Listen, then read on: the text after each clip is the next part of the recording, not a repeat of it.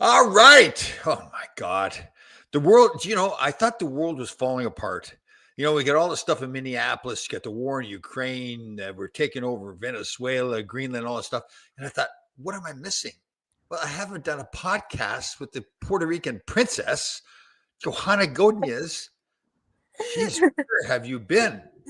I've been in Miami, spent the holidays there. Now I'm home, ready to get back to work. You're with your one. Someone's got to work. You're with no kid. You're with your wonderful husband there for what? You guys together about a month together there? Yep.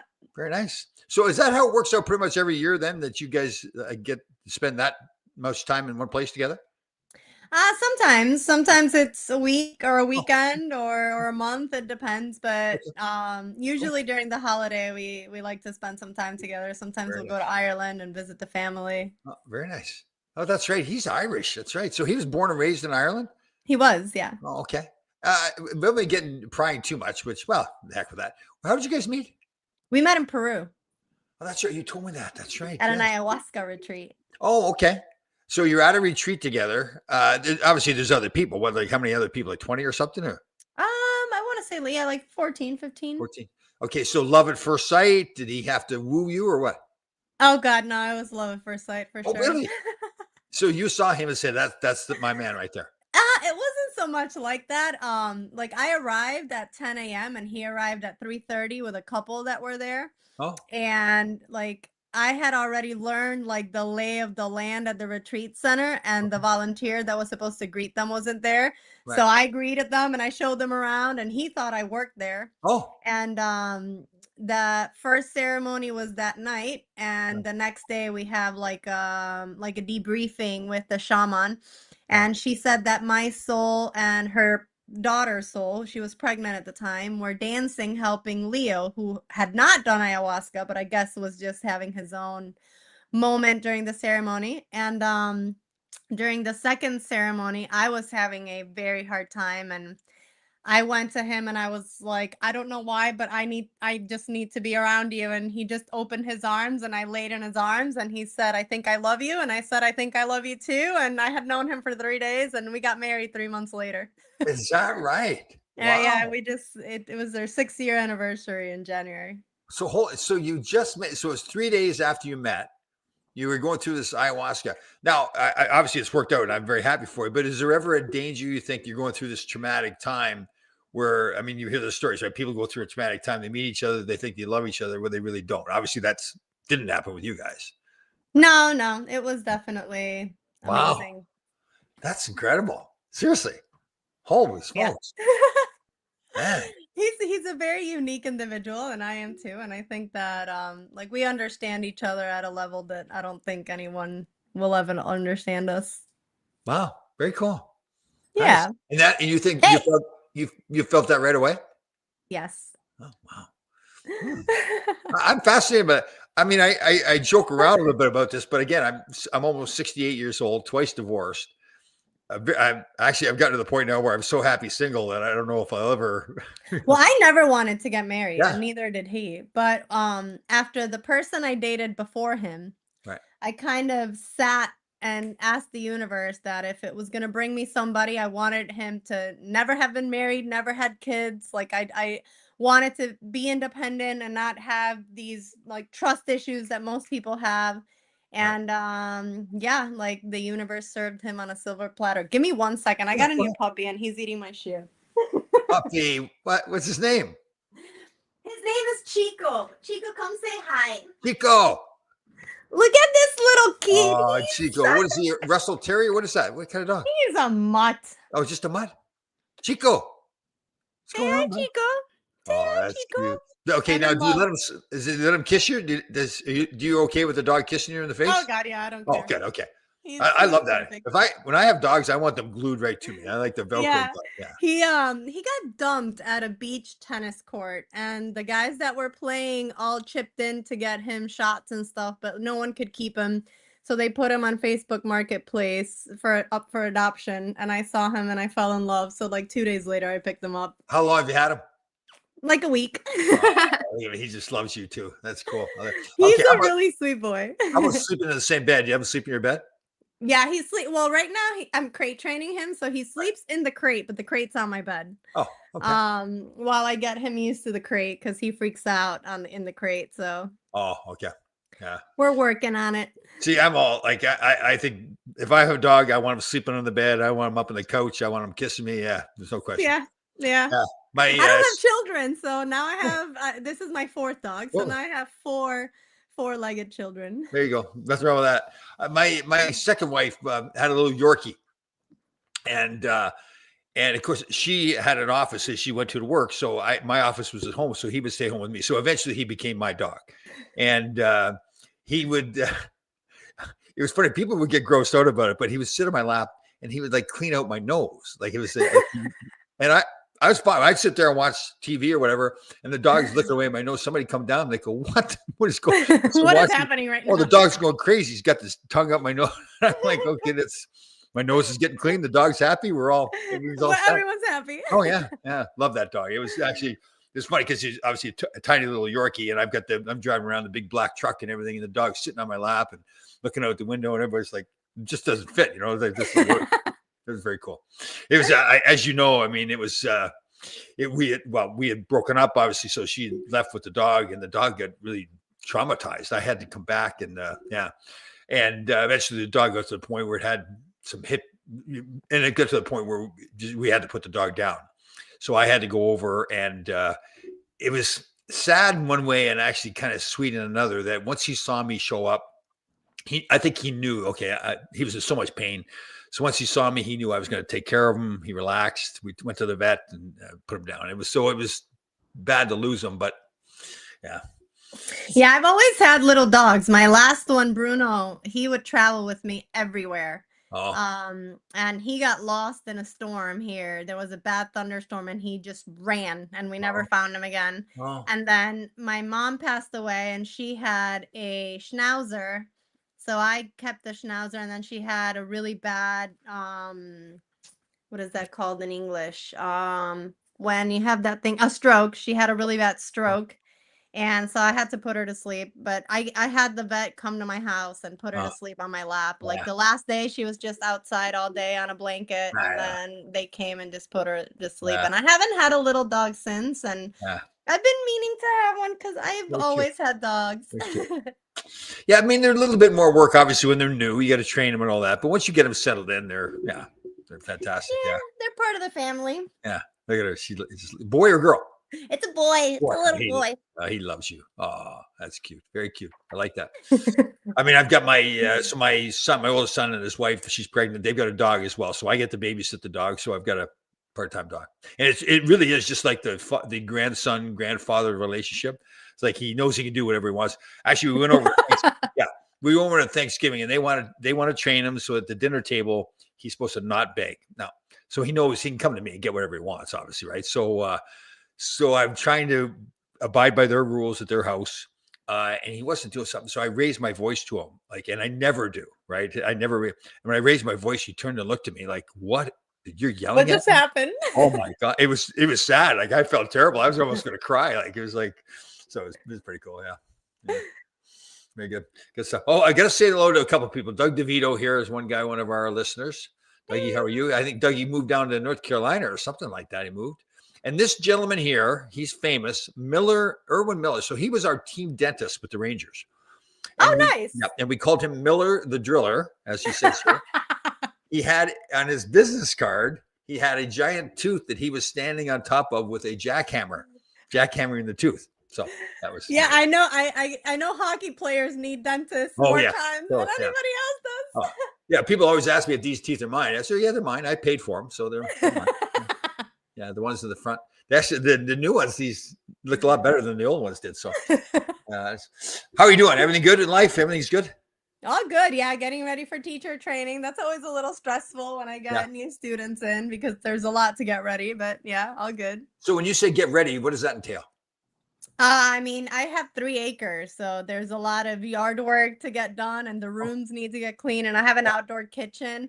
So I have the cleaning lady come and literally take every dish and every cup out and clean it because like being an outdoor, like it's just like everything gets dirty a lot quicker. So is your house kind of like an indoor outdoor house? Mhm. Oh, I was looking up. Yeah, like my dining room's outside and my kitchen's outside. Tell me, do you have one of those thatched roofs? What do they call a pergola or pergola? Is that what it's called? It's a tin roof. Oh, One of my volunteers, Brandon, shout out to Brandon, he's amazing. He built it for us when he was here because it used to be just out. oh, So when it was raining, we wouldn't really be able to use it, and okay, now it's all covered up. very So cool. yeah, I he did a saw. really good I've job. been looking online. I've been envisioning when I win the lottery, the Powerball. There's a place in Mexico, Zehotenejo. It's right on the Pacific Ocean. So there's a new development coming up where they're building these houses right on the cliffs. But all the houses are very much like wide open. This sounds like your place, where it's like there's walls, but they're glass walls. I mean, they're fancier, so you can open up the walls. But basically, you're living outside with a roof on top. Yeah. Well, basically here we just have like the rooms where the students sleep, my Right. room, and then the outdoor kitchen and outdoor dining room. Like we don't really have much else. The yoga studios in front of my dad's house, because we have three houses in the property. My dad's girlfriend lives in one, my dad lives in another one, and then I live in the compound where the students' rooms are. Okay. So I cannot pass up the fact that your dad has a girlfriend and they live in separate houses. I can't not comment on that. I think it works for them because my Yeah. dad's been divorced 3 times, and it's always been at about the 10-year mark that he gets divorced. Right. And he's been with her for 14, 15 Oh, years now. So I think it's working out the yeah. best for him. You think about it. Yeah. I mean, part of what happens with people, if they're together too much, they drive each other crazy. So they've got their own place they can go to and they're Yeah. close by. I think that's why Leo and I have such a great relationship. I was gonna say, I mean, you're very independent doing your own thing. He's very independent doing his. So Yeah. there's no problem. Yeah. And even for when he comes down, like I have a property on the beach that has 5 apartments that are rented out. And one of them's like a really tiny studio. And right now I'm in the process of making it a 1 bedroom apartment so that we can still have 2 places for when we need time There you for go. ourselves. Yeah. I think it's fantastic. All right. So we got all this stuff going on in Minnesota. I'm sure you've seen this with the shootings and all this stuff. Okay. Yeah. So, okay. I have tried to stay away from politics in the past. Mhm. I thought, you know what, as I've gotten far, I've got another thing too, where I do not say the word OLD anymore or OLDER. I do not say those words at all. I say I'm getting farther away from my birth date. That's kind of like, so as I'm Uh-huh. getting farther away from my birth date, um, I realized, okay, I want to understand a little bit more. Now, the problem is with understanding about politics now, I drive myself crazy. Like, I think it's so corrupt. Uh, Yeah.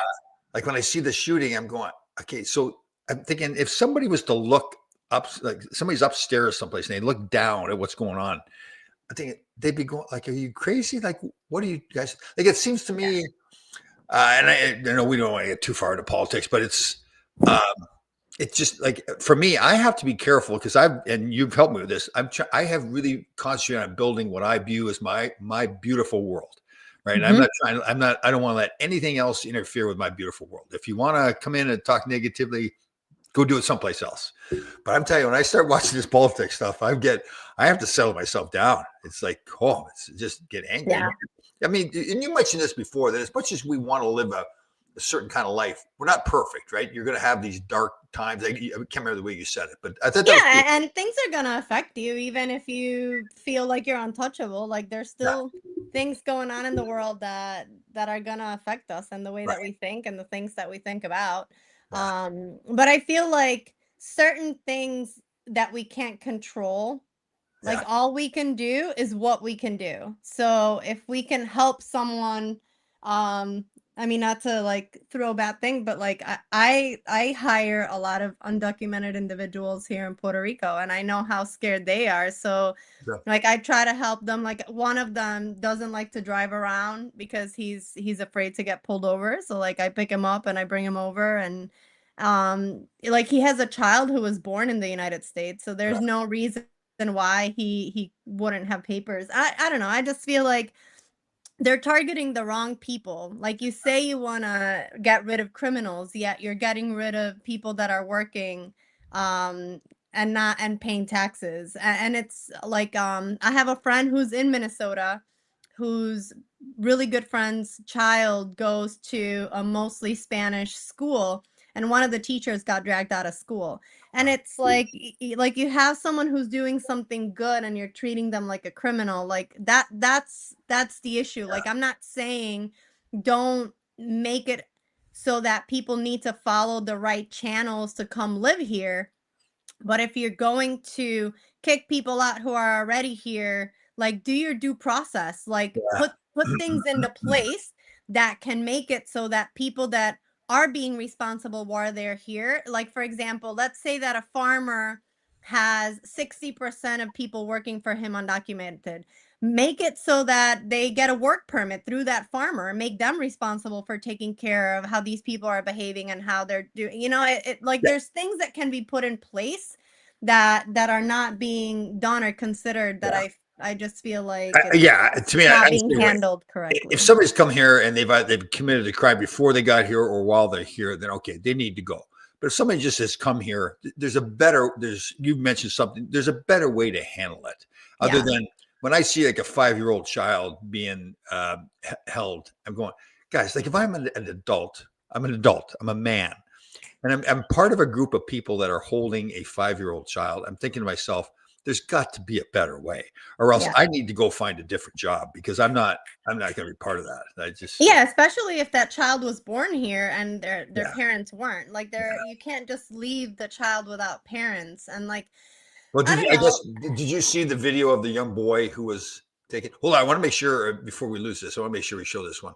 This is William Haynes. He's a friend of ours, a veteran, fantastic person. Him and his wife watched, so I want to make sure you saw that. So, Thanks, William. yeah, him and his wife Tina, they watch. Poor Tina gets. I think I don't know. She seems like she's sorry, William, to say this, but she may be kind of like the boss of the show, keep you grounded a little bit, which is all good. Yeah. Because we sometimes so okay, but yeah, I'm with you. It's just and I'm really more. I guess I call myself more of a Republican viewing person or conservative or whatever. But in this kind of stuff, it's more like Yeah, but this is more totalitarian. It's not even Republic. Like I don't you know. know what? I stay away from it. Like I haven't Yeah. even seen the video of the nurse that got shot. I haven't seen any of that. I stay as far away from it as I can because I feel like I don't even want to give it the energy or the time of day. I don't want it to affect my energy. Because I'm in Puerto Rico and there's nothing I can do down here. Although it is happening down here with Dominicans just as much as it's happening in the States. So well, and I'm with you. I mean, and that's where I have to, because I literally have to, I'll be watching or I'll get online or whatever, and I'll feel my blood pressure just firing up. Like I'm just like, this is ridiculous. And I think, okay, I can't about it. I'm not going to Minnesota to go out in the streets and protest. I'm sitting here. So, you know, yeah, right. Yeah, definitely. How's our dog? How's he doing? Is that he's good. He likes my shoes. Oh, yeah. You gotta stop doing that, pup.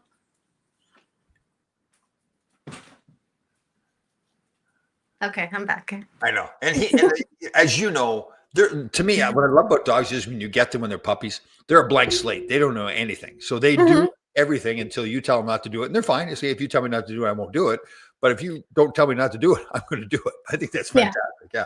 The way I used to be too. Well, maybe the way. Yeah, you got to have a lot of patience with puppies, just like you do with babies and toddlers. Like it's no different. Oh, okay. I don't know if we talked about this before. So my son, I hope they don't mind me saying this. My son and his wife, who is basically my daughter now, Leah, they're pregnant in April. So they got, what do they call the birth coach? Doula? Is it a doula? A doula. A doula. So I think I told you this, where I've been talking to them about the stuff we talk about more about the soul, which is new to them. So they chuckle a little bit, but they listen, and they're open to stuff. So when they met their doula, this woman started immediately talking about the soul, and how she went into talking about how the soul inside the baby already is the soul of the future of a grandmother, like generations away. Like she was saying, how you believe in that stuff. It was amazing when well, if you think about it, like a mother who's pregnant with a daughter. The daughter has the eggs that will be their granddaughter. So their granddaughter is already inside of, or grandson is already inside of that mother. So, Yeah. I mean, it does get pretty interesting when you Yeah. think about it in that way. So I said to them, I said, so the subconscious mind, do you believe in all the subconscious mind and everything? I think you, yeah, big time, right? Okay. Of So course, yeah. and some of the stuff I read, and I probably heard from you as well, was that the subconscious mind starts getting formed as early as the last trimester in the womb. Do you believe in that too? Okay. Yeah, because they can already like feel and hear vibrations and things like and feel the energy of the mother. Right. So I told them, and my daughter Leah is daughter-in-law. I'm just going to call her my daughter from now on. That's the way it feels. So let's call That that. works. She's very open too. Like I've sent her some music that is more like well, I don't know spiritual, but like more stuff that's like inspiring, positive stuff and like that. So I think she's really. I don't know if she's doing it for me or not, or telling me but she really wants the baby to hear it. So it's interesting now because now I'm not just talking about it. It's my granddaughter's about to be born, so I'm realizing stuff I didn't know before, even with my own kids, how I can influence them with my words, how I'm feeling when I interact with her and everything. So yeah, it's cool. Yeah, I mean, a lot of people don't understand vibration, for example, but it's as simple as like sometimes you're in a room and someone walks in and you feel the whole entire energy of the room shifting. Like whether you understand what's happening or not, like it's that person's vibration affecting every other vibration in there. So and there's been examples of meditators, like a bunch of people got together and did meditation and the crime rate decreased for months around that place. Like there's a lot of things that we can't explain because we can't see it, but it's silly to think like because I don't see it, it doesn't exist, because you don't see gravity but you still are like bound by the effects of Right. gravity, right? You don't see wireless signals but you can still use your cell phone. Like you don't need to understand it to know that there's something there that's making it work, right? So yeah, and it's okay if someone doesn't want to believe it or doesn't want to understand it, but it doesn't mean that it's not there. Right, totally. And I think that's what you've taught me a lot, and what I've learned a lot is because if somebody else doesn't believe it, don't get mad at them. Just say, okay, I believe it. That's all that really matters is I Yeah, believe it. If they don't, that's up to them. And maybe and that's they'll okay. totally. Yeah. So it's Yeah, not like, it's futile trying to change people's minds about yeah. things. It's just, you have your point of view, I have mine, and that's okay. It's just, does it serve you? And if it doesn't serve you, then start taking a look at. So get into the vibration thing. That's probably something I haven't studied as much as I want to. So explain vibration. And what is, in your terms, what is a vibration? Okay, so when you walk on the ground, Yeah. the ground isn't solid and neither are you. We like particles are vibrating. If you look under a microscope, right, everything is atoms and atoms are mostly space. Gotcha. And what changes, for example, ice from water from gas is how the cells are vibrating. So everything is in vibration. Some things vibrate faster and slower. It's the reason why they give chakras colors, for example. Like your root chakra isn't actually red, but the vibration of it is a lower vibration. And the color red has a wider vibration, has a wider wavelength, which is why they're like matching up the color red with that chakra. So it's just wavelengths and yeah, and vibration. It's everything is moving. Everything is always moving, and the fact that we see things that's solid is just something that's happening in our brain. Right. But it's not actually how things are. It's just how we process it. And so an individual's vibration, like you talked about, a certain person walks into a room. So everybody's got their own vibration. Mm-hmm. Somebody can walk into a room and their vibration could be a higher vibration, Mm-hmm. which affects more people because it's a higher vibration. With a low, It's not that it affects more people. It'll affect people regardless of whether it's a higher vibration or a lower vibration. yeah, But for example, when you're sad, right, right? You feel heavy. Or when you're angry, you feel tight. That's a vibration. When you're happy, you feel light, you feel airy. That's a vibration, right? So you can even shift your own vibration from 1 minute to another, right? I'm having a great day and then I got really bad news and I got really sad. My vibration shifted like that. Right. And so the vibration doesn't necessarily have to affect other people. It's your vibration. I mean, other people I may mean, get it does. It affects other people whether we know it or not, because our aura is much wider than but we are. It's can not you just inside. okay, so if somebody else walks in the room and they're in a bad mood, I don't want to be in a bad mood. So I don't have to let their vibration affect me though. I can No, but oftentimes it does. right. Okay. I Like got you. whether you get it or not, right? Right. Like and it's also why they say like you're a reflection of the people that you hang out with the most, right? Right. Because if you're hang out with people that are always complaining and always saying negative things and always talking about other people, like that fosters that energy. Right. And if those are the conversations you're having, that's the energy you're fostering. Right. Versus if you're talking to people that are always hopeful and always talking about really positive things, that also affects you. Okay.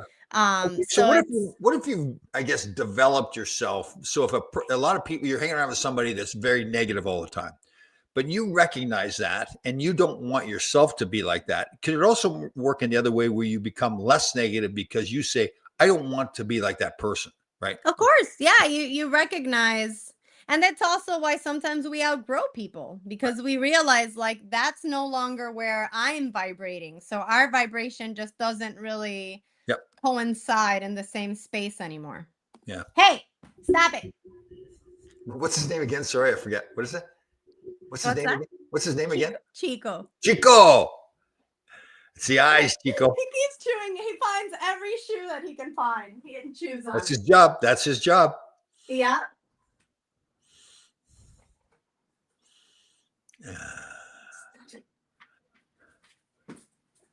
Chico. All right, Danny's got a great question here. So, Danny, and I like this point. You keep telling Tom that the birth of his granddaughter will be the birth of his Hall of Fame career. You know what? It actually is a great point. I'm glad you bring that up. That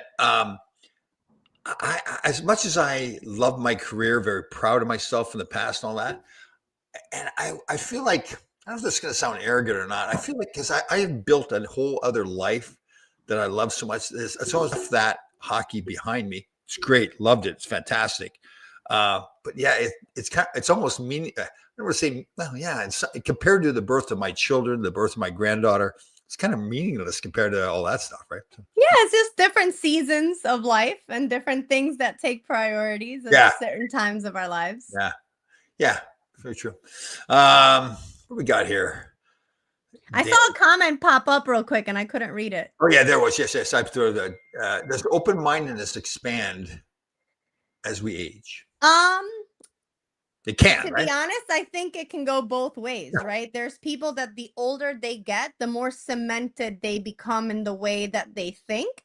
Yeah. And there's others that as they age, they have more experiences and therefore become more open-minded. So I think that has to do with what we experience during our lives and kind of the path that we take, right? Right. I think I've become more open-minded as I've become older. Yeah. But I've met a lot of older people that I know for a fact that has not been the case Yeah. for them. But that's kind of how we want to train. If you decide to train yourself to be more open minded, I believe that I have trained myself to be more open minded. I really believe that I've done that, which Mhm. I kind of sometimes I shake my head a little bit. Like, I can't believe that I've done that. Right here, I am getting farther away from my birth date, but I still feel like I think I've gotten more of the attitude. You know, so many people say, "Oh, this is just the way it is. As you get older, this was going to happen." I go, "No, I totally reject that." Right? Yeah. Well, all of that is just whatever you decide, Yeah. right? If you Yeah. decide I'm getting older, my life is getting closer to the end and all Yeah. these things, then that's your reality. I know. My reality is I've lived an amazing life. I could Yeah. die tomorrow and there is nothing I regret and nothing left to do. Everything was magic, right? So it's just what you decide your reality is and what you decide you believe, then that's true for you. You just remind me of something I wanted to touch on. So I can't remember the exact quote, but basically they were saying uh, one of the gifts you can give yourself is to totally forgive yourself for your past. Hmm. First of all, you can't change it. And whatever you did brought you to what you are today. So especially if you love yourself. Now, I guess that's kind of, if you don't love yourself today, then you're blaming yourself for blaming your past for what you are. You know what I'm saying? Like, it's kind of Mhm. it's a interesting concept. But I thought Yeah, I think there's stuff like I think back to some of the stuff I did and I go, oh, Tom, that was stupid. Like, but then I go, yeah, but You learned. yeah, I didn't. Yeah, I was like, I mean, think about it. If we made no mistakes, yeah, how would we ever actually learn? Like, yeah, I mean, it well, it takes mistakes to yeah, learn because you do the wrong thing, and that leads to you understanding how not to do something in right, order for you to be able to do it yeah, the right way or the way that you desire to do it. yeah, So, I mean, again, and we've talked about this before. It's this idea that's been planted in our heads that failure is so wrong and success is what we strive for, because all of those things are whatever someone decides. Like there is no one thing that determines failure, because if you try again, you didn't fail. If you learned, you didn't fail. There isn't one thing that describes success, because for me, success is the fact that, like, I'm in my early 40s and I do whatever I want with yeah, my time in my life. Like, I am not a millionaire by any means, but that's not my definition of success. Like, sure, my definition of success is I get to do with my time what I want to do, which most people that have a lot of money, for example, I have a cousin that's a doctor and he's a slave to his work. yeah, Like, yeah, he's got so much money. Yeah, but he can't yeah, do anything with it. He's always working. Like, so it's really all what you determine all of that is. And the more flexible you are and the more forgiving with yourself that yeah, you are on your path to achieving whatever you believe is what you need to achieve, the happier you'll be while you're doing it, right? Because oftentimes the steps that we take to get somewhere are the meaningful things that we're doing. And when we're only looking at, I'll be happy when I get to this yeah, point. Well, yeah, what about the whole path? I Like, the know, path is the cool thing. yeah, It's like what you're working on. But if you feel like you're failing along the way, or you're so focused on the end goal that you're not enjoying the process, then when you get there, it's not going to be as meaningful as you think yeah. it is, because nothing's going to change, really. You know what I've learned too? It's like, okay, so I met a young boy. We were at an event, a Ranger event the other day. Him and his father was there, and I said, "So, what do you want to do when you grow up?" He said, "I want to be the catcher for the New York Yankees." I said, "Okay, then live every day like you are the catcher for the New York Yankees. Don't wait to be the catcher. Live every day." And he's going, like it was pretty cool to see his reaction. And to your point, okay, don't wait until you become the captain or the catcher of the New York Yankees to enjoy it. Live it now. So yeah, that's cool. Well, Yeah. oftentimes also, like, we think that things are going to be a certain way Oh, when we get somewhere, yeah. and they're never the way that we think I they're know. going to be. So, like, You know, sometimes it's like, be careful what you wish for. I'm gonna tell you a funny story. Hold on. I just want to Danny Erickson's a great guy here, great family man. He's got a son and daughter, him and his wife, obviously together. His daughter is on the spectrum. She's got autism. And we were talking one day, and it wasn't a big deal, but he was talking how they're in a battle and it's a war every day. And all I said to him was, I said, okay, why don't we change that wording that you're on a magical journey instead of a war or a battle?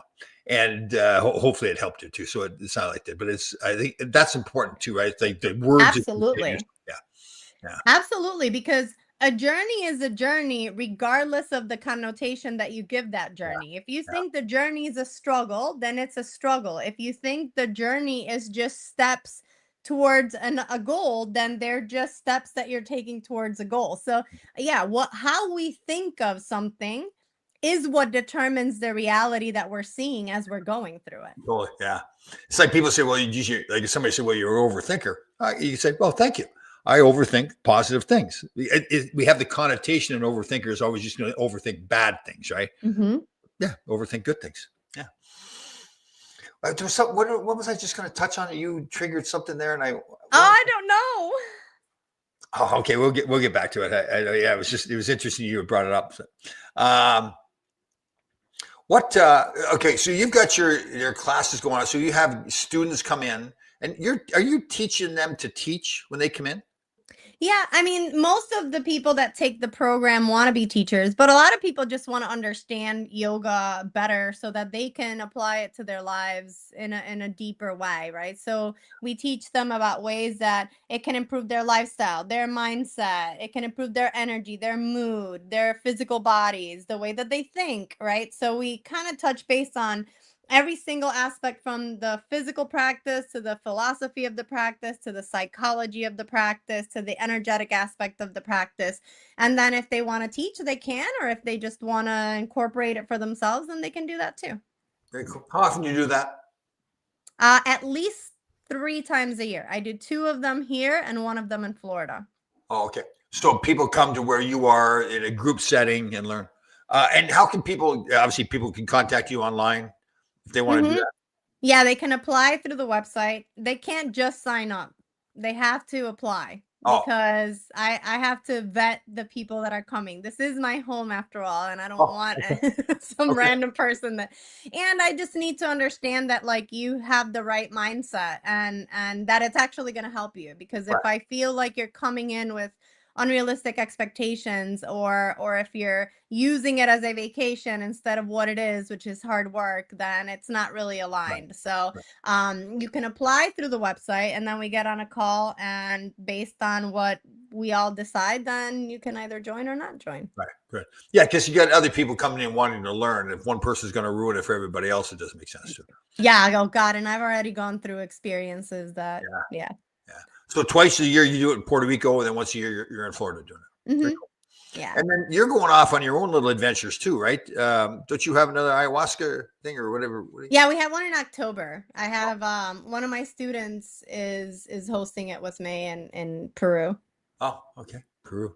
Peru seems Mhm. to be like a center for that stuff. Like, is there a reason why Peru is such a big thing for that? There's just the vortex in Sacred Valley. I mean, it's just where a lot of these plants come from, Oh, right? So it's where it was available and where tribes discovered it and used it, and so yeah. so if you go back 500 years, tribes just living in the jungle discovered. I mean, do you know the history? Like, did they just discover this stuff and start taking it and go like, wow, this feels To good? be honest, I don't know exactly how because it's you're mixing leaves from one tree and the inside of the trunk of another tree. So I'm assuming like there's very spiritual and it's like combo. Like who decided to put Yeah, frog poison on themselves to start healing yeah, themselves, you know? Like who decided that marijuana was something that you could I know. smoke and Yeah, so yeah, it's I've all al- these medicines have been around for ages. I think a lot of things that we take for granted are medicine. Like right, plants all have some kind of medicine. right, Even if it's just a beautiful flower that just uplifts your spirit by looking at it, right? right. But yeah. But I'm always fascinated by where did this all start? Like I have it, like even like the Great Pyramids, right?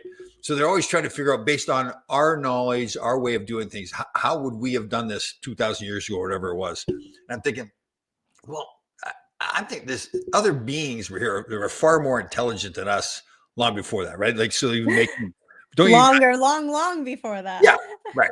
I mean, at least there's the possibility of that. We don't know that for sure either. But to me, there's at least I think there's much more of a possibility that some other form of life did all this stuff than opposed like to make the pyramids and exact how they are. There's just no way that And what they were actually for. yeah. And now they're lined up. Aren't they lined up with the stars in a certain way and all that stuff? Yeah. Yeah. Wow. Would you ever want to go see the pyramids? Have you ever done that? I haven't. I'd love to. Yeah, I know. That'd be cool. Yeah. I tell you, that was one thing that was really interesting for me. It really, I think, probably helped start me on the journey, like going on a survivor of being in Fiji. So you're so used to having a cell phone. They take the cell phones away from you, and no laptops, no TV, obviously, throughout the island. And it's getting dark. It's time to go to bed. So we would just go down to the beach and watch the sun disappear. And it happens everywhere. Obviously, it happens here as much as it happens. But I guess we just paid attention to it more. And I'm going, wow, that's beautiful. And I start thinking, well, yeah, it's beautiful back home too. I just never pay attention to it. So it made me realize, yeah, to take advantage of that kind of stuff more. So Yeah, that's one thing we do in our ayahuasca retreat. Like oh you're not allowed to have any electronics or yeah. anything like that. You know what's like? So I went for a month and a half So when we left Los Angeles, flew to Fiji, then went to Australia, and then flying back from the flight back to us from Australia to LA, they gave us our phone and computer back on the plane a month and a half later after we gave it away. And it's funny because I'd really just kind of forgot that I didn't have it anymore. And they gave it back to me. I was like, oh, it was almost a downer in some ways. Like now I looked, I got 1,000 emails to answer and all this garbage and junk and all that kind of stuff. Yeah, welcome back. Yeah, it was really interesting though, because I really had just kind of, and even when we were in Australia, we're out, like, it wasn't like we were in the woods in Australia. We're in Brisbane, right in the city, but they didn't want us, contacting people back home to find out that we've already been voted off. That kind of ruins the show theory. So we were just wandering around without a cell phone or whatever. And we really didn't miss it that much either after a while. It was kind of forgotten. Yeah. Nice. Yeah, it was pretty cool. Leo, how's Leo got the bad back, or what's he do? Is he getting surgery, or what's he doing? He found a new doctor. He's getting an MRI on Thursday, another MRI, and then we'll go from there. If he does get surgery, I'm hoping it'll be end of April, beginning of May, so I can go spend a couple months with him. Do you believe in getting surgery? I mean, if it's as bad as it is for him at the moment, yeah. I mean, he's tried every natural thing available. He's tried physical therapy. He's tried inversion tables, and it hasn't gotten any better. And his livelihood kind of depends on him being able to sit down. Yeah. So, what are they saying? He's got like bulging disc, or he's got a slip disc, and like it's really terrible, like really, really terrible. So it's one of those things where, like, I think if it was gonna go back into place, it would have already gone back into place, because it's been 8 months since he's been like this. So this is what a normal spine should look like, right? So the nerves go through here and it's white. So this is how bad it is. It's completely out and pinching where the nerve is. Oh, so he gets the pains down his leg and everything? Oh my God. Like he sits for half an hour, and when he gets up, he can't feel his leg. There's pain down his leg. So he's either standing up or lying down. But if he sits for more than 15, 20 minutes, he can't. It's hard to sit at the poker table while you're doing that. Yeah. Oh, he hasn't played at the casino for months. He's been playing online. Oh, wow. Yeah. Very cool. Is there a lot of casinos in Puerto Rico? No, that's why he doesn't live here. Oh, really? Nothing there at all? Not really. So if I fly into Puerto Rico, I guess naively I have this vision. I'm flying in. Obviously, there's a lot more than just the woods there. I mean, oh God, yeah. This is very Americanized. So it's You'll see Burger King. He always jokes around. There's a lot of Burger Kings down here for some reason. Oh. So every time he lands and we go drive, there's a Burger King, and he'll be like, "Oh, Johanna, there's Burger Kings in Puerto Rico." I'm like, "Oh, imagine that!" And that's our running joke, is that there's Burger King. And so, is tourism the big economy boost there in Puerto Rico, or is there other businesses there? I mean, yeah, it used to be a big pharmaceutical thing, because we used to have tax havens for pharmaceutical companies, and then one set of government took it out. But yeah, there's a lot of industry down here, but a lot of banks, and just like in the States, it's not much different. Okay, so Danny, I'm going to use Danny a little bit here, but take a step. Sunrise and sunsets are usually special in Long Island. Yep, the summer. Yep, beautiful. All right. So, I have this big thing about sunrise and sunset. So the sun doesn't rise, the sun doesn't set. It does not. Why? This is one of these things. I'll use this as an example. How do you think it became that's how we say it? And when it's totally false, you know what I'm saying? Like it's one of those things that get adapted. Why are there 12 months instead of 13? Like, why is it that the year starts in January instead of from summer to summer? Here's the other one. I researched this. Why is the alphabet in the order that it's in? There's no reason. Why is it? There's no reason. Yeah. There's no rationale. There's not some pattern to it. And how come anything times 0 equals 0? Like, if there's something, there's something. Like, why is it that if you're timesing it times 0, now it becomes nothing? Like, and in addition to that, okay, you're supposed to multiply, right? So if 1 times anything, hold on. So 1 times 1 is 1. It's still 1. Yeah, but you're supposed to multiply. So it's not multiplying, right? There's a lot of stuff like that. There's a lot of things that are just, you can try to figure it out, but and again, like, I don't know. I feel like that happens so much with language and with Right. math and with So, just okay. So society altogether. if you think back to, okay, when it all started being said like that, like sunrise and sunset, was there some diabolical reason why people started saying that sunrise is, I guess you can make sense of it because it does look like it's setting. Yeah, Okay. I mean the moon. There's also a moonrise and a moon set, but we don't Right. talk about that. Right. And they even say like with the tides rising and the tides don't go in and out. They say the moon, there's the gravitational pull of the moon, and the Hmm. earth rotates through the bulge of the gravitational. Huh. Man, I'll tell you what, I would have been smart. Like if I actually went to school when I was in college, I would have been pretty smart back then. It took me till I was like 60 years old to start You studying. know, the crazy thing is, I was really into all that stuff, Yeah. and my counselor in college dissuaded me from it. And I look back and I'm like, how Oh, horrible were oh, you at your job? Like, I could have had a minor because I loved oceanography and geology, and I could have had a minor in geology. I took so many geology classes, and she was like, you're going to have to do an extra semester. And because I had a scholarship, she basically told me I had to stop taking geology classes instead of telling me get a minor in geology. all because of just the money and the scholarship and everything. Mhm. Oh, see, I think that's such a like honestly, I look back and again, talking about my hockey career, I loved it the whole bit. But I had my coach that really played a big role is Herb Brooks, who coached the 80 Olympic team. And he came in my second year. So I'm just really getting going in my career, like really formative years in my career. And he told me that I was going to be a defensive player, and that was it. So it turned out okay. Had a nice 11-year career. I was a good defenseman. But I look back and I go, maybe I could have been like, I allowed him to limit what I was instead of saying, okay, maybe that's what I'll ultimately turn out to be anyways. But why not try to be more than that? Right. Mhm. Oh, man. Ooh, good lesson. I mean, obviously nothing to do about now other than learn from it. And yeah, don't let that happen again. Yeah. What do you think? It is what it is. We just accept. Yeah.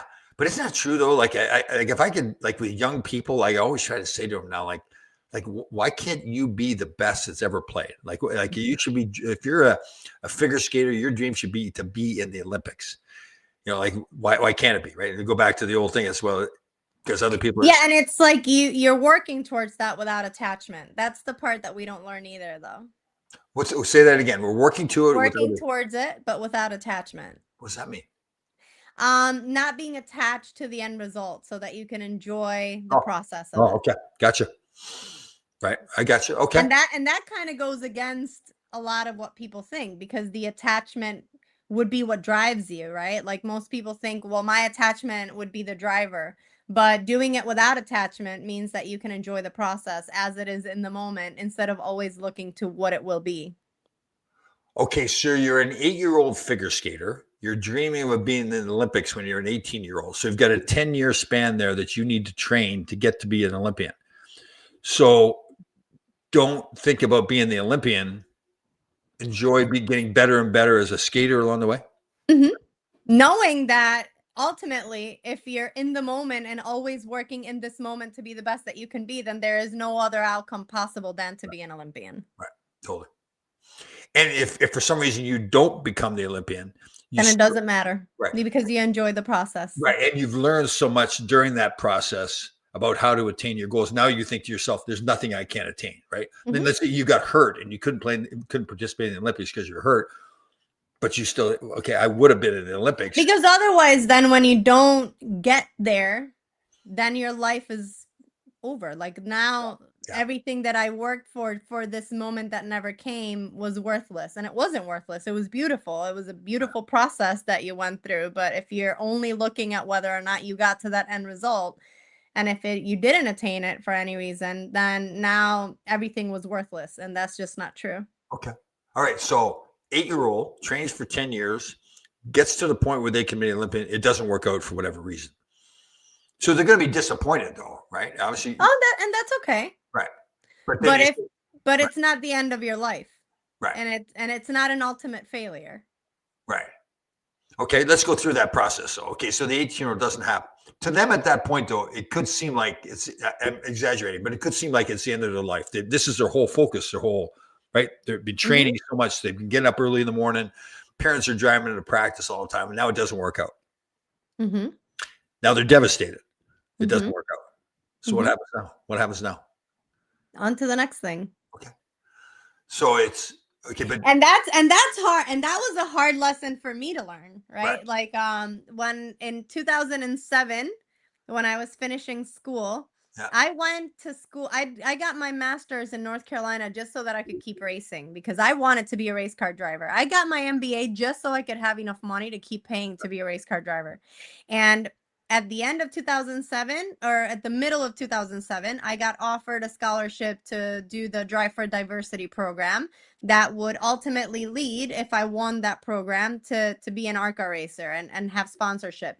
And the sponsorship fell through. It had nothing to do with me. It had to do with the economy. Our sponsor was a management or a mortgage company, and the economy was doing really bad in that area, in the housing area. So they had to pull out. Mhm. And for me at that moment, I got deeply depressed. I didn't know what I was going to do with my life. For me, it was over. Everything was over. Everything I had worked for, I didn't know what I was going to do. Right. In 2000, end of 2016, I was training to compete in American Ninja Warrior.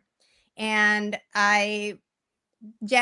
February of 2017, I got Parsonage Turner syndrome. And all of my training, I went from the strongest I had ever been to the weakest I had ever been overnight. But then it was like, what do I do now? And it wasn't, it wasn't a depression thing, nothing. It was just like, okay, well, this isn't what I'm supposed to do. Okay. Next. But when you turn back the clock, though, and the racing didn't work out because no sponsor, and you were devastated, Mm-hmm. how did you? And you said you were even depressed. How'd you get out of that, though?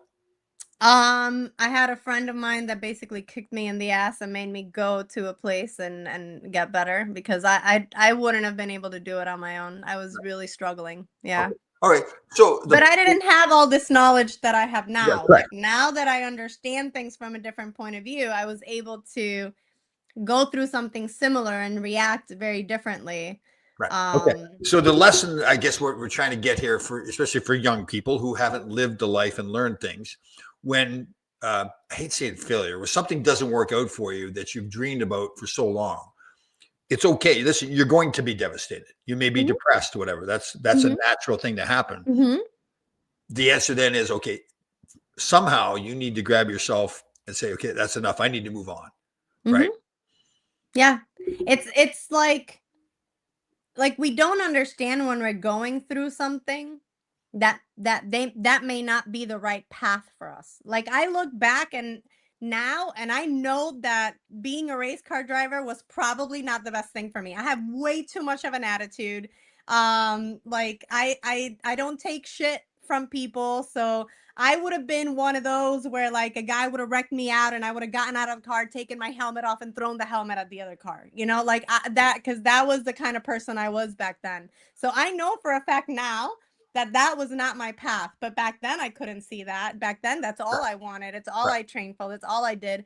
And it's like life, just because you need to shift gears in life doesn't mean that life is over. It just means that life is going to be different. And when we think of everything in life, nothing is ever the same throughout life.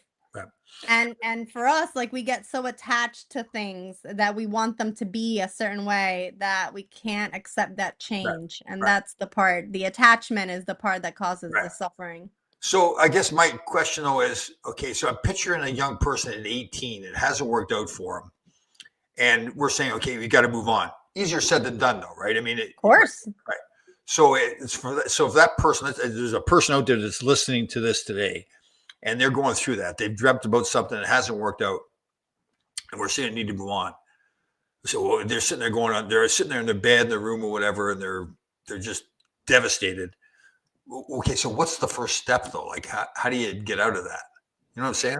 I mean, for me, when I was in that dark place, it was learning something new. So I went to a place called the Hilton Head Health Institute, and I learned how to take care of my mind and my body in a different way. Um, for someone like yourself, for example, if you couldn't have made it as a hockey player, like what else can I do with all the knowledge I have in hockey? Well, I can coach hockey. Yeah. I can help kids that are going through certain things, even Yeah. developmental things with the sport, right? Like it doesn't have to be this all or nothing. It can be what else can I do with all of these things that I know of this. So and I started a racing school and I coached in racing because I really enjoy being on the racetrack and I Right. was really and I found out later of course that I'm a much better coach than I am a driver. Right. So like I don't know. Well, so I guess the lesson to the people is, okay, it's all right to be upset. It's okay. You're going to be upset. You're going to be Yes. devastated by this. Yes. Uh, That's but human. right. That's normal. But it's over, and you need to find some way, your way, to now move on to something else. Mhm. Yeah, because it doesn't serve anyone. Like if something isn't gonna happen, you being sad and ruining the rest of your life because of it Right. isn't gonna make that other thing better, but it will make your life not Right. better. But So I'll tell you though, and I agree with you totally. I guess the only thing I'd say is we tend to fall into sometimes that comfort zone, right? So that person, that's the life they've led, the racing life, in your case, the racing life. And now it hasn't worked out. So now I'm sitting here, I'm depressed and everything. In a weird way, that's a comfort zone for somebody. And they need to get out of that comfort zone, right? So that's the hard thing. Now, getting out of the comfort zone is, yeah. and I think that happens a lot in our life, right? Where people, if somebody's negative all the time, that's their comfort zone because they're Yeah. negative. And that's why like for me it was going to that in 2007 or 8 it was going to that place, going to the Hilton Head Health Institute. In 2017 when I got Parsonage Turner syndrome, I had a really amazing body so I started fitness modeling. Like it's just I took But what at I that had point, built okay, and so did but something with at it. that point, you'd been through it once already before where something didn't work. You learned a lesson from that, realized, okay, I'm going to survive just fine. It's not Mhm. what I wanted, but I'm going to survive. I think that's part of it too, is the experience. Like people, I think this is kind of interesting. So people sometimes say with hockey players, they got a high pain threshold, right? We get hurt, we play through it. To me, I don't think our pain threshold is any higher. We're just used to getting hurt and understanding that, okay, it may hurt now, but it will be better down the road, right? So Yeah. we just don't pay attention to that. So yeah. Yeah, I mean there is such a thing as having a higher pain tolerance. I mean Oh, okay. that does exist. Right. But I think like you said, for some people it's like I've practiced getting hurt Yeah. so much that Yeah. like I just don't react as much as other Yeah. people do. Totally. Like I know I have a high Sure. I have a tattoo that lasted the session lasted over 9 hours and it was supposed to be 2 sessions. Oh. But the second person that was coming after me to get his tattoo didn't show up and the guy was like, "Do you think we can finish it?" And I was like, "I'm down if you are." And at the end of the 9 hours he was like, "I can't believe you just sat through a 9-hour session." So you sat there 9 hours getting a tattoo. I see. I've Mhm. never got one. I understand it's some pain involved, right? Yeah. Yeah, especially like after you've been there for that Yeah. long and like they're going through it like your skin gets like swollen basically like you're inflamed and Right. yeah, after a while it's can Wow. get interesting. Would you write on the tattoo, "Tom's the greatest"? Tom is the greatest. No, Yeah. I see it. I see it. it's the crest of my last name. Oh, very cool. My grandmother drew it and painted it in 1936. Here, here's a terrible comment. I cannot believe I'm going to put this up on the screen. Most women who date Tom have a high pain. I can't believe it. That's terrible. I cannot. I know if you date me, you need to have thick skin Oh. because I can be pretty brutal sometimes. Listen, I think we both need to acknowledge we're great friends. I love you to death, but there's no possible way we could date each other. Yeah, this I am totally. It is funny, very funny. I think I've actually thought in general about as I've gotten more feeling better about myself, be more like, okay, this is who I am. I've come to realize more accurately who I am, and that I've learned I don't control anybody else's life, but I am, as much as I can, I am in total control of my life. And if you want to be in my life, there are certain rules. Yeah. But don't you think it's better that way to just acknowledge it and say, yeah, Absolutely. yeah, But you know what the issue is? Like a lot of people don't know who they are.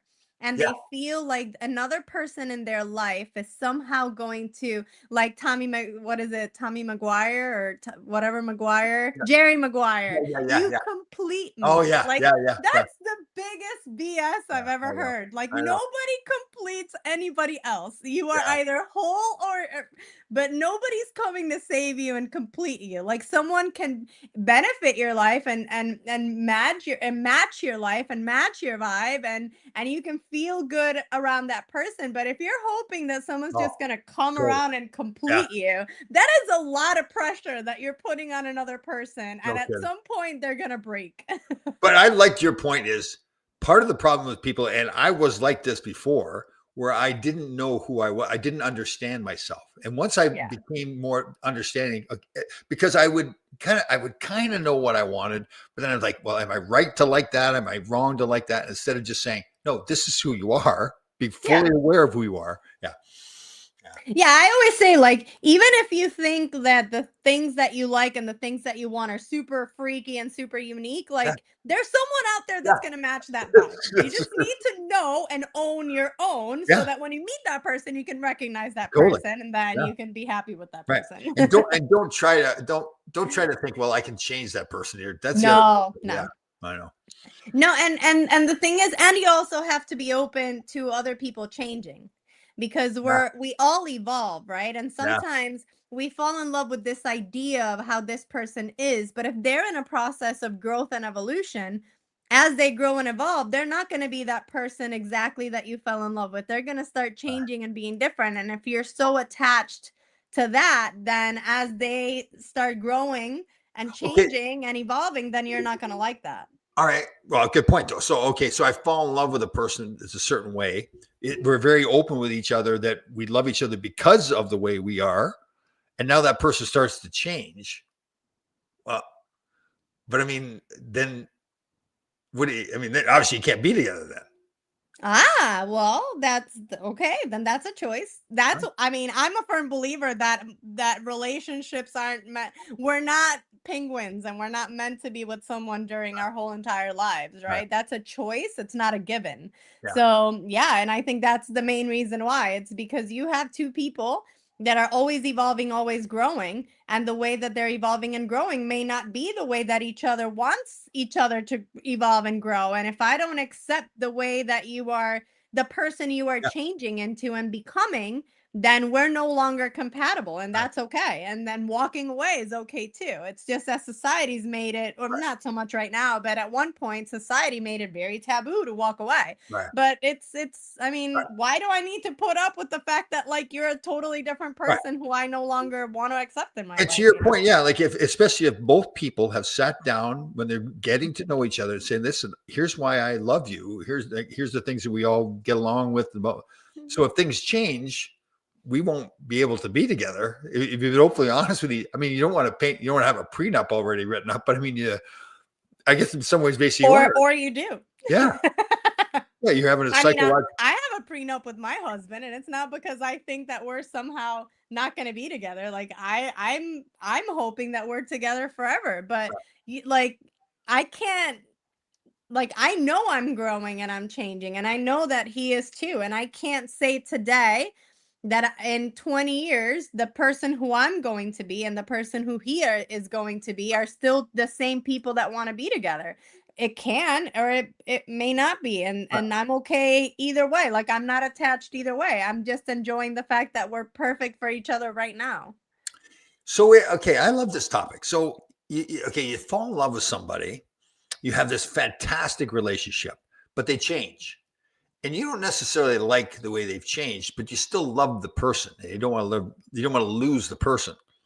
So then you've almost got a decision to make. I don't want to say it this way, do I give in to, like, do I now give up my morals, or, so to speak, because I love this person so much and they're doing something I don't want them to do, but I don't want to lose them. You know what I'm saying? I mean, I think we're also thinking like it's an all or nothing. Like Right. my mom and dad Yeah. were divorced when I was 8 years old. And when my mom was having a tough time in her life, she lived in my apartment and right next to my dad. And my dad had his girlfriend and she was living here. So they were very good friends. And my dad told his girlfriend, like, you need to be okay with this because she's a very important person in my life. even though they weren't married. I mean, he had already been divorced twice in between. So I think, like, we think when we divorce someone or break up with someone, Right. it has to be all or nothing. Right. But it can also be a situation where you realize, like, I still want you in my life, but we're better off as friends because we're no longer compatible as a couple. The thing is, many people don't have the emotional maturity to do that. And Well, that's okay as well. I'm not saying there's anything wrong with that. I mean, I'm the kind of person, a lot of the people in my life, not so much boyfriends, but friends that are I'm no longer compatible with. Like, I cut them out and it's peace out, and I'm never gonna see you again. But if somehow life draws us back together and we find some semblance of like okayness, like, I'm not saying that I wouldn't be able to have you in my life again. I'm just saying in this moment right now, like, we're not compatible for being in each other's lives. the only problem I see, and I admire your father for being honest. The only problem I see from his girlfriend's standpoint is that, okay, but it's your ex-wife. Like, I mean, but he told her, he's right, like, if I wanted to be married to her, I still would be. right. So, like, there's a reason why we're divorced. Like, so, but again, Yeah. I, if you're sure in your relationship and you're sure in yourself, then that shouldn't cause any type of issue. Like, and she was mature enough to accept it, yeah, and she was fine. She and my mom were great friends. yeah, I mean, I would joke around. Sometimes I'd be in the table and I'm like, I'm sitting in this table, and this is when my dad was still getting divorced to his third wife and was already kind of seeing his oh, girlfriend now. And I was like, I'm with a married man sitting next to his divorcee and his new girlfriend. Like what is happening right now? You know? And we'd laugh about it because, like, life is messy. Life I know. isn't always, And and listen, it's okay. if it worked for them, it worked for them. Really, it doesn't matter what anybody else cares And about. Yeah, that's the thing, like, you yeah, have to figure out, again, your morals and what you're yeah, willing to accept and not accept, like, yeah. and for example, like, I know sometimes people are like, "Well, we have children, we should stay together for the children." But if your relationship is that toxic, is that No, really good for the no. children? Like, Well, is it though? I went through it. It was far better for my. I hate. I should be careful saying this because I want like, to me, it's really important that my sons have a fantastic view of their mother and the way they look at her. But our relationship was to the point where, yeah, they were better off. My sons are better off with my ex and I being away from each other. Yeah, And and it's understanding, like, your relationship with your children isn't a reflection of yeah, your relationship with your ex-wife. Like, one thing doesn't well, determine the other. it shouldn't. But there's a No. lot of people who make it that way, and they should not. Yes. Yeah, and they use the kids against each Oh, other, and I no. think that that's, like, very emotionally immature to do Oh, I that know. because that affects the way that the child is gonna have relationships when Oh, they yeah. grow up as well. Totally. Yeah, I'll tell you, that's one of the biggest lessons. Well, I've obviously learned a lot, but over the last few years, that's one thing. As my boys have gotten older, I couldn't quite understand like the whole dynamic about who they spend more time with, their mother or father, and then I got caught up in that a little bit. I did, and I came to realize, well, no, I love my sons.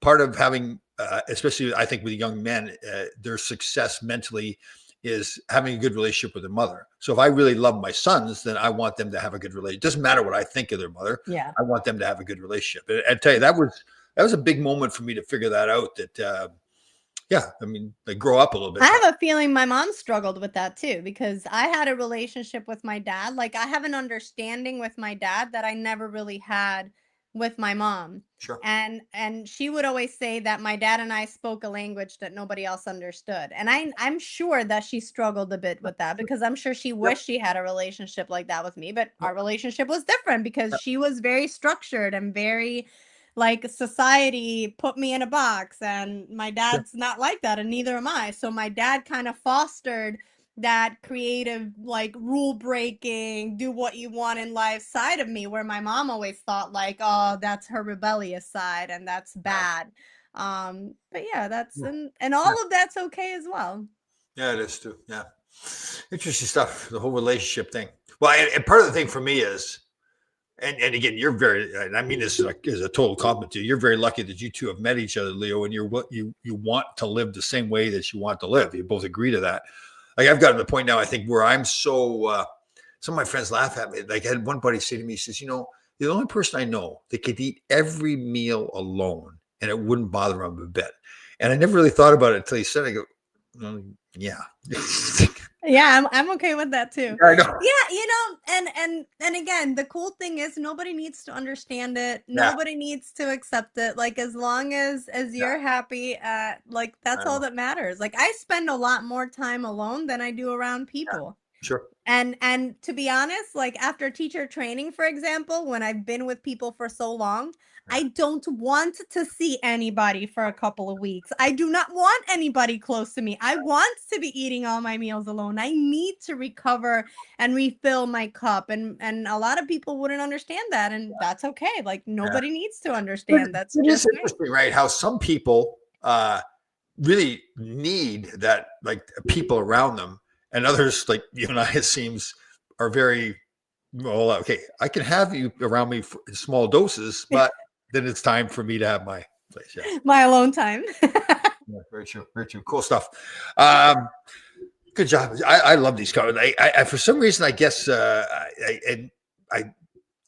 think when we get into like discussions about relationships, for some reason, I think it's very intriguing because you've obviously chosen to live somewhat a life that maybe other people would look at and not quite understand. Is that pretty accurate to say it that way? And Absolutely. And I like your point of view on stuff and everything. So, fantastic seeing you again. Are we going to be on in 2 weeks? Absolutely. Okay, perfect. Good deal. Excellent. One last question: beard or no beard? I shouldn't be asking a married woman whether she likes my. I beard like the beard. Thank you. I want to keep it trimmed up though. I don't want to get like the big bushy beard. I just want no bushy beards. I feel like bushy beards are like you're gonna find some food in there. Like I don't know. I just feel like it's not hygiene wise. Good point. I agree. All right, sweetie. Good to see you again. You too. Take care. Bye, guys.